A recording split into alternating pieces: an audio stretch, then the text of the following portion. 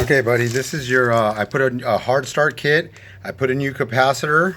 This is the old capacitor right here. And the compressor is right here, the main compressor. Now, the lock rotor amps on the compressor, as you can see here, is, the lock rotor amps is 129.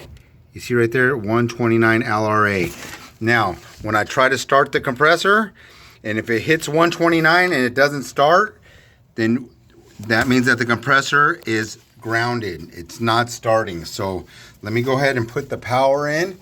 Here's my fuses here. I'm going to put the fuses in here to start it, and we'll see what we got. So we're at, yeah. Your compressor will not start. The compressor will not start. The compressor is grounded. So unfortunately, you're going to need a new compressor.